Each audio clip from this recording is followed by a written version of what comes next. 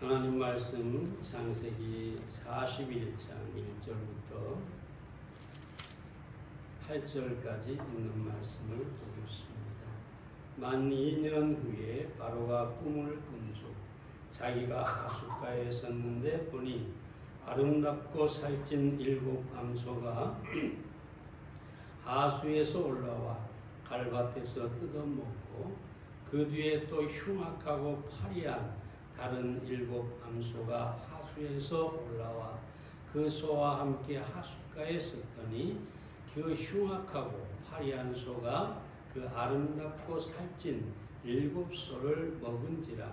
바로가 곧 깨었다가 다시 잠에 들어 꿈을 꾸니 한 줄기에 무성하고 충실한 7 이삭이 나오고 그 후에 또 쇠약하고 동풍에 마른 7 이삭이 나오더니 그 쇠약한 7 이삭이 무성하고 충실한 7 이삭을 삼킨지라.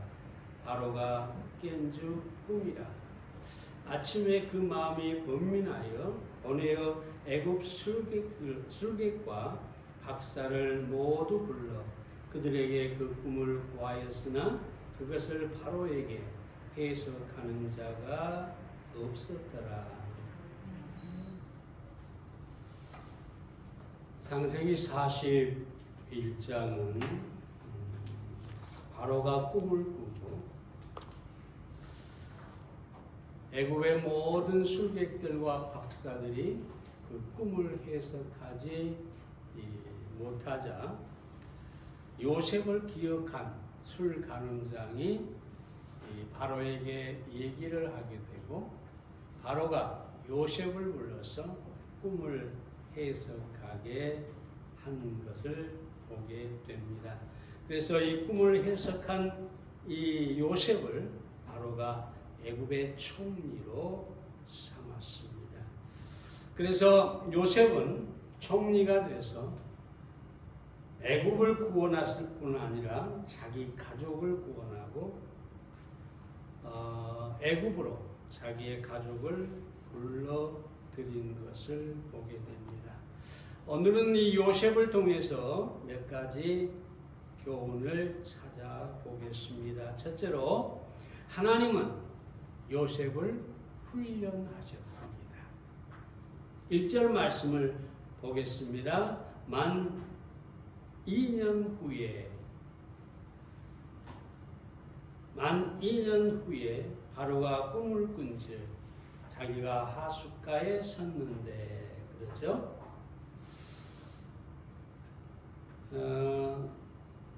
사실은 이전에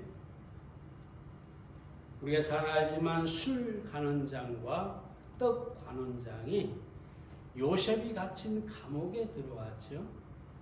그들이 꿈을 꿨어요. 그 꿈을 요셉이 해석해 주었는데 꿈대로 떡 간원장은 죽임을 당하고 술 간원장은 다시 복직하게 되었습니다. 그래서 이 요셉은 술 관원장에게 당신이 복직을 하면 나를 기억해달라. 내가 여기 억울하게 옥살이를 하고 있는데 나를 좀 생각해달라. 그렇게 얘기를 하죠. 그런데 40장 마지막 절에 보면 요셉을 잊었더라. 그러니까 술 관원장이 철석같이 그래 내가 복직하면 너를 기억하겠다. 너를 예를 들어서 이 감옥에서 꺼내주마. 그랬을지도 모르죠. 근데 뭐라고 합니까? 잊었더라. 아예 요셉은 잊어버리고 기억도 하지 않았어요.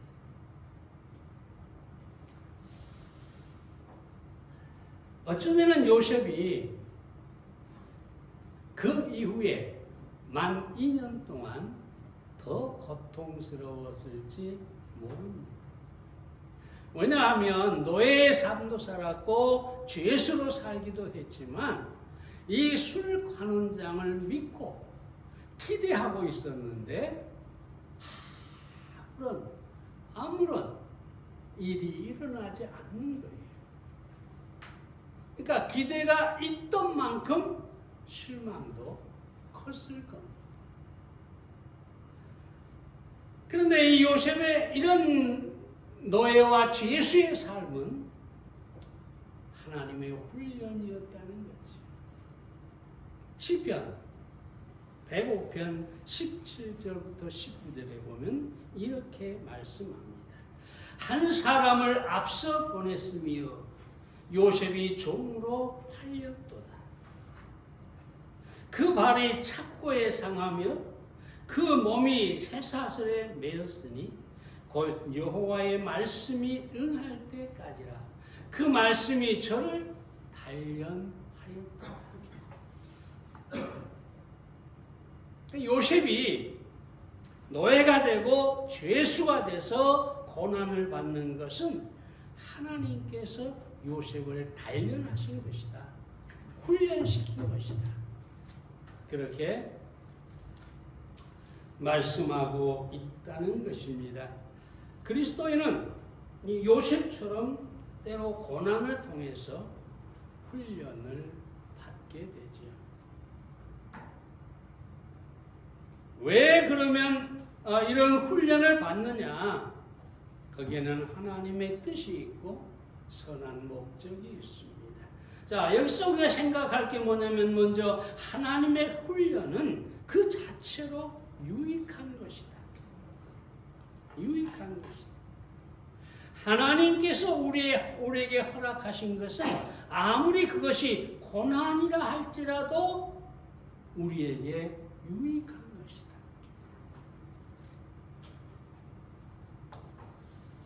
요셉은 사실 아버지의 사랑 가운데서 아주 유약한, 아버지가 보호해줘야 되고 아버지가 살펴줘야 되는 그 사랑 안에서 아주 유약한 그런 요셉이었죠. 근데 이 요셉이 죄수가 되고 노예가 되고 죄수가 되면서 이 고난을 통해서 훈련을 받게 되고 요셉은 그 고난 속에서 형통하게 되고 보디발의 집에 총무가 되는 그런 사실을 우리가 볼 수가 있습니다.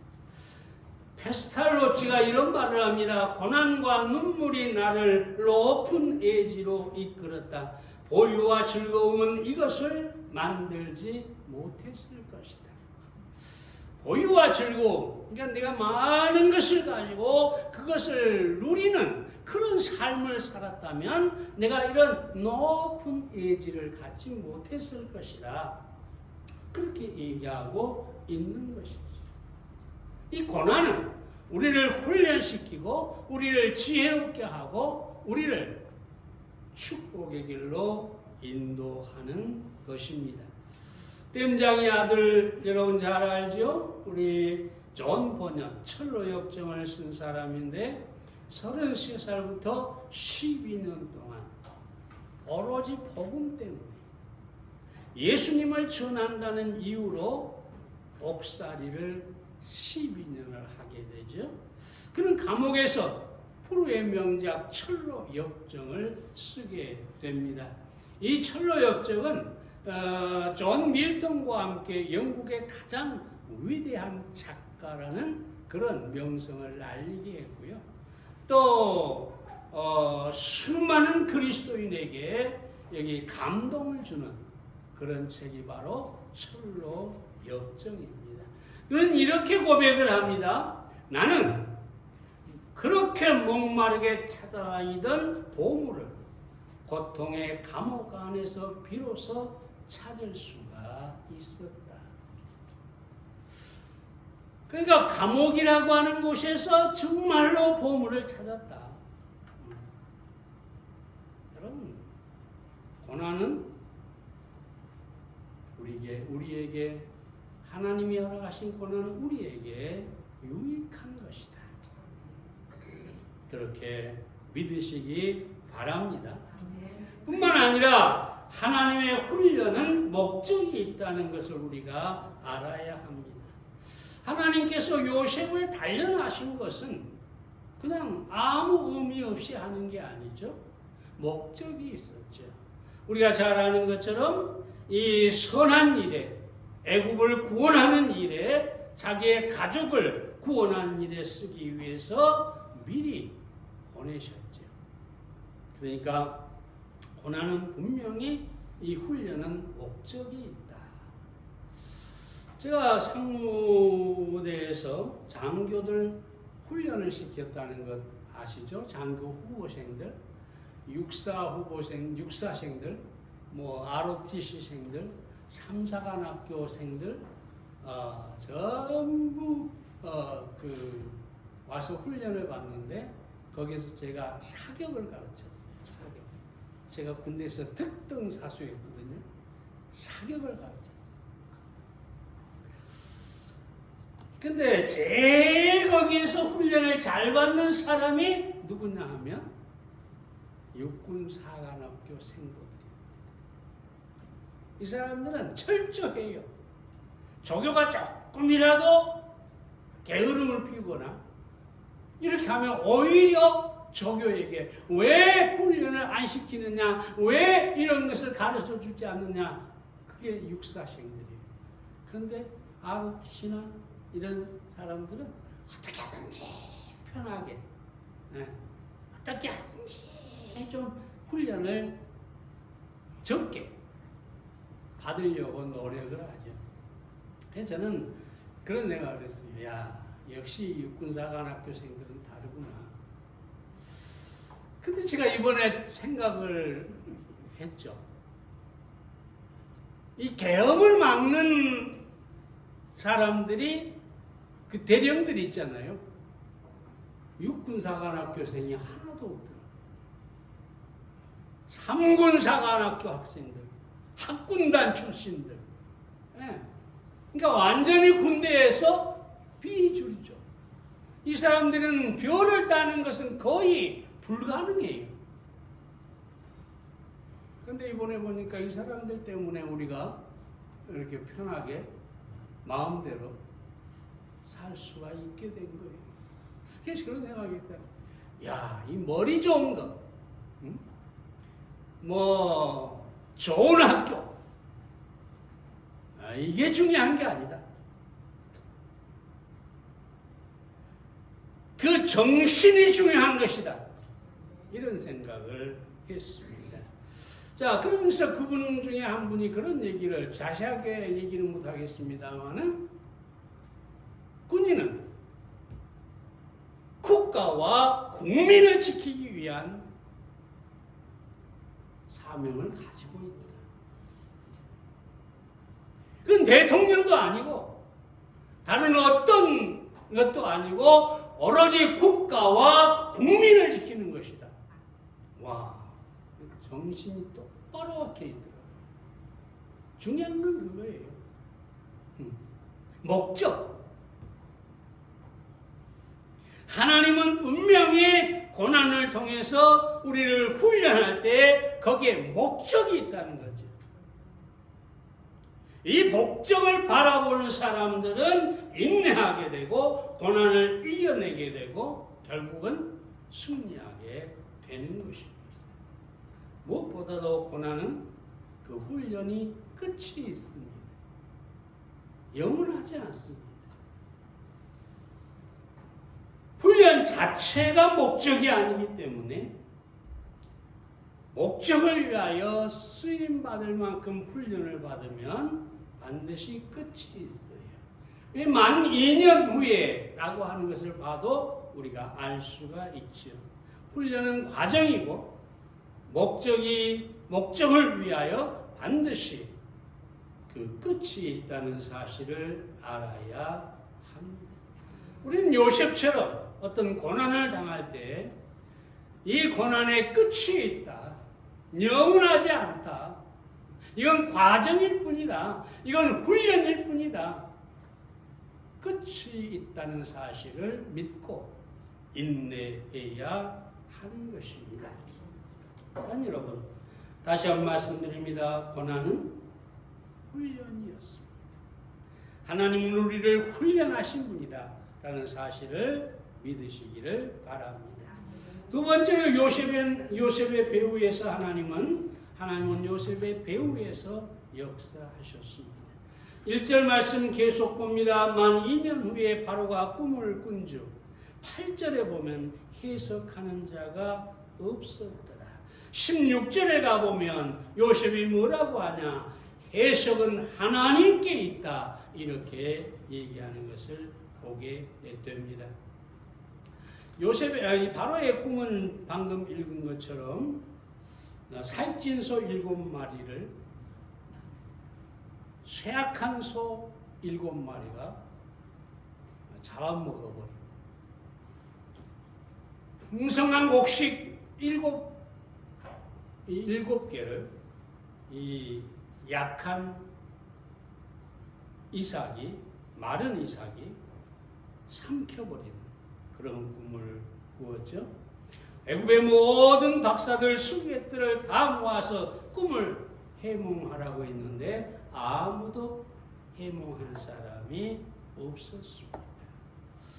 자, 그런데 그때에 바로 이 술관원장이 요셉을 기억하게 되고 요셉은 드디어 13년 만에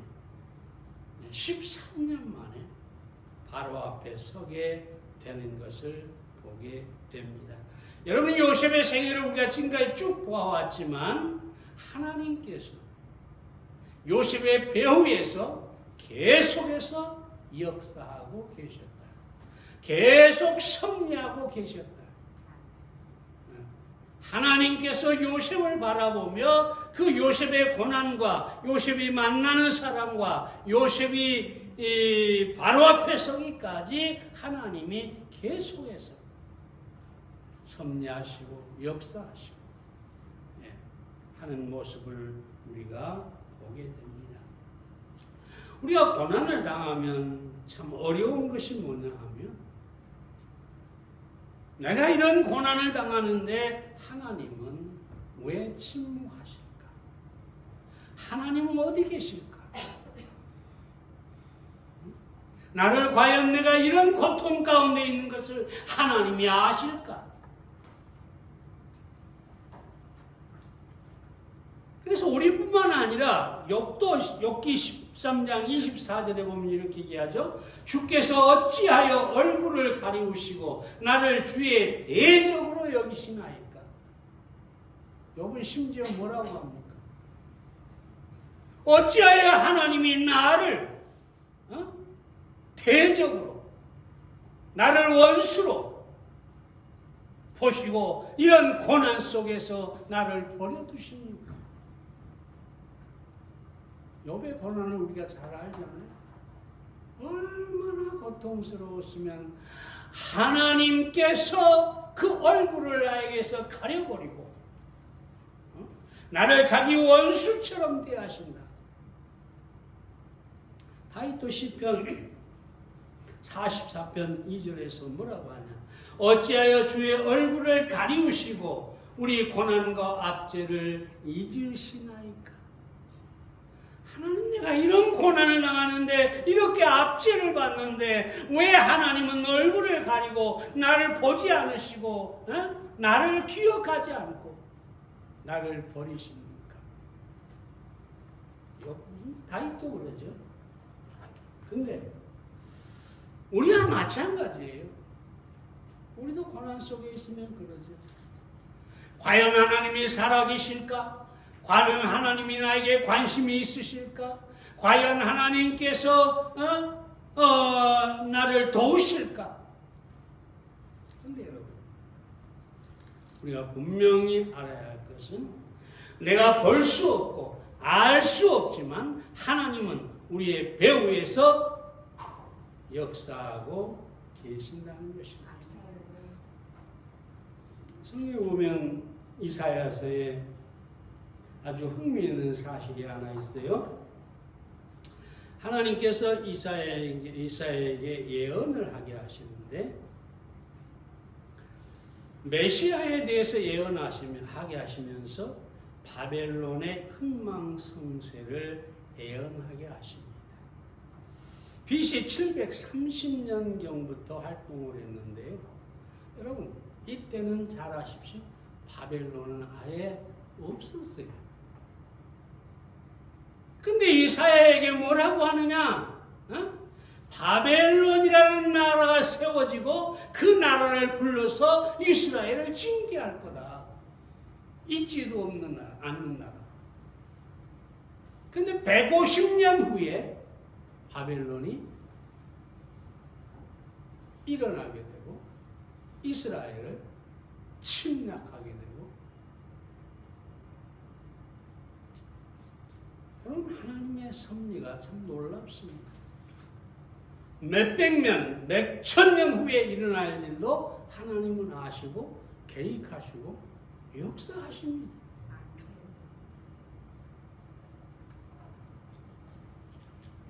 그리고 이사야 9장 7절과 37장 32절에 보면 이런 말씀이 나와요. 여호와의 열심히 이를 이루리라. 이사야가 생각할 수 없는 일을 예언을 하게 하시고 하나님의 열심히 그것을 이룰 것이다. 그때 이사야에게 뭘 또 예언하게 하시느냐? 이사야 7장 14절 처녀가 잉태하여 아들을 낳을 것이요. 예수님이 탄생할 것을 그때 예수님이 탄생하기 700년 전에 예언하고 있지. 근데 그 모든 예언을 하나님의 열심, 여호와의 열심이 이룰 것이다. 하나님은 지금도 역사를 주관하시고 세상을 주관하시고 그 뜻대로 역사하십니다. 일하십니다. 그래서 여러분도 이 고난을 당할 때 분명히 아시기를 바랍니다. 욥처럼 다윗처럼 하나님이 어찌하여 얼굴을 가리고 나를 원수 대하듯 합니까? 나를 왜 돌아보지 않습니까? 그렇게 원망하지 마시고, 나는 지금 고난 속에 있지만 하나님은 요셉의 배후에서 역사하신 것처럼 나를 위해 일하고 계신다. 여러분, 그 믿음을 가지시기를 바랍니다. 이런 이야기가 있죠. 하가 이중섭이라고 하는 분이 있는데 유명한 분이죠. 절친한 친구가 여보게 나 수탉 한 마리 그려주게 그랬어요. 근데 몇 달 지나도 도대체가 안 그려주는 거예요. 그런데 아주 몇 달이 지나서 드디어 작품이 완성됐다고 수탉을 딱 가져왔는데, 이 친구가 딱 보니까 이 수탉이 그냥 선 몇 개 쫙쫙 긋는 거예요. 그래서 아니 여보게 이 그림을 그렇게나 오래 그렸나? 내가 보니까 이 선 몇 개 그었는데 이게 그렇게 오래 걸렸나? 이중섭이 그런 친구에게 아무 말도 않고 자기 화실로 데려갑니다. 딱 화실에 가봤더니 수백 장 엄청난 그림이, 오직 수탉을 그리기 위한 그림이 거기에 가득 사방에 널려 있는 거예요. 그랬다가 접짓고 그랬다가 구겨버리고 그게 가득 차 있는 거예요.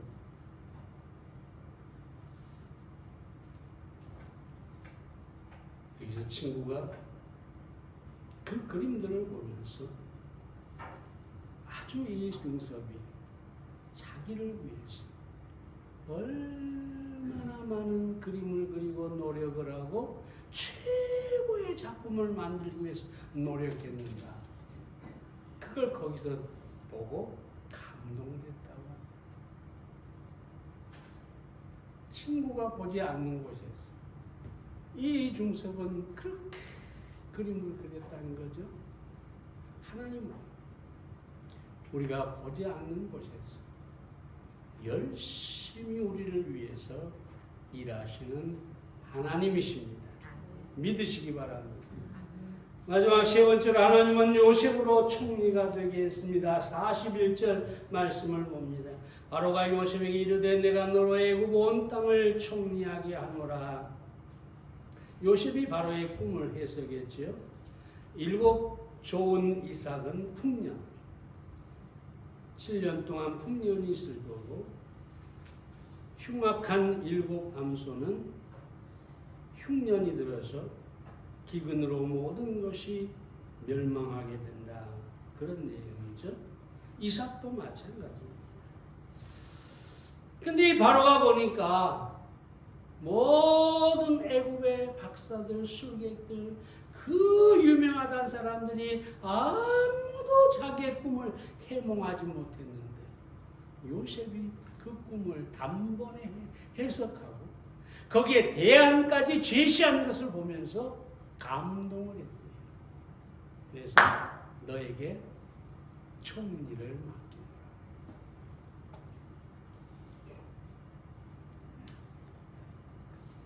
그래서 이 바로가 요셉에게 사브낫 바네아라고 하는 이름을 지어줍니다. 이 사브낫 바네아라는 말은 생명의 구원자다.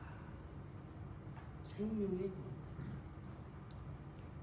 아직 흉년은 들지 않았지만 이 바로가 그 꿈을 통해서 본 것은 뭐냐 하면 7년 후에 기근이 들어서 수많은 생명이 죽어갈 텐데 요셉이 그 생명을 구원하는 구원자가 되었다는 것을, 구원자라고 하는 것을 보게 된 것이죠.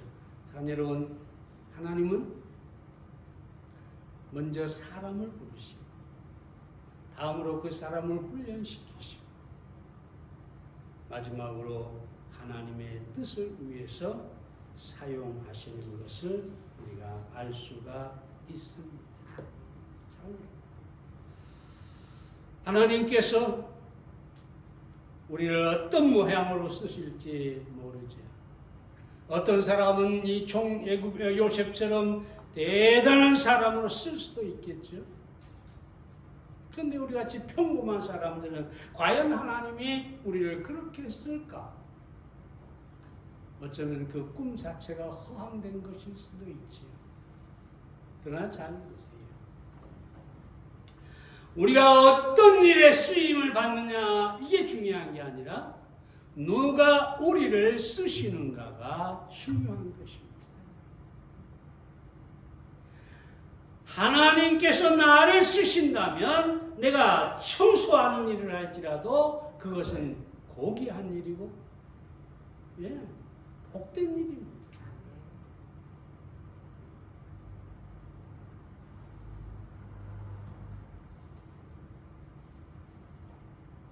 그 유명한 사람이 그러죠. 마틴 루터 킹인가가 그러고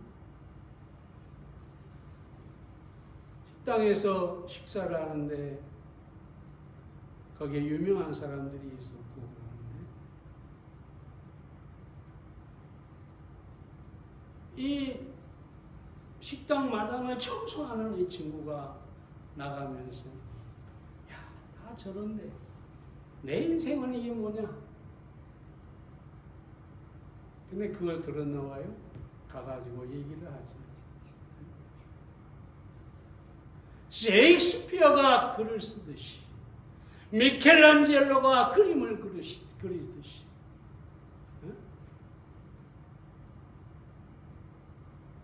하나님께서 내게 이 청소를 맡겼다면 그런 마음으로 청소를 해보라.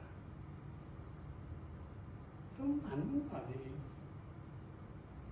내가 마치 하나님의 정원을 쓰듯이 청소한다면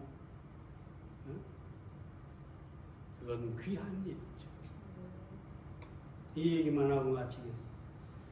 어떤 사람이 미국 여행 중에 미국 사람이 프랑스로 여행을 갔다가 유럽에 가면 벼룩시장이 많아요. 벼룩시장. 근데 그 벼룩시장에서 목걸이 하나를 단 1달러를 주고 사가지고 왔어요. 그 목걸이를 수리하려고 보석상에 가져갔는데 이 보석상이 현미경으로 그 목걸이를 자세히 들여다보니 깜짝 놀라면서 하는 소리가 손님, 이 목걸이는 부르는 게 값입니다. 뭐 대단한 보석도 아닌데 부르는 게 값입니다. 그게 무슨 소리냐 그랬더니 여기 와서 보세요. 현미경으로 딱 목걸이 안쪽을 비춰주는데 그게 정말로 눈에 보기도 힘든 깨알 같은 글씨로 나폴레옹이 조세핀에게 라고 적혀 있는 거예요. 이 목걸이가 누가 준 거냐? 나폴레옹이 자기 부인에게 준 목걸이였던 거죠. 엄청난 값이죠. 그 글씨 하나 때문에, 그 목걸이 자체가 귀한 게 아니라 그 글씨 하나 때문에 이건 부르는 게 값이 된다. 사랑하는 여러분, 우리가 어떤 일을 할지라도, 그게 비록 하찮은 일을 할지라도 하나님께서 하나님의 이름으로 우리에게 맡긴 것이라면 그것은 정말로 값으로 계산할 수 없는 가치라고 할 수가 있겠습니다. 하나님께서 여러분에게 무엇을 원하든지 무엇을 맡기든지 그런 마음으로 여러분이 하나님을 섬길 수 있기를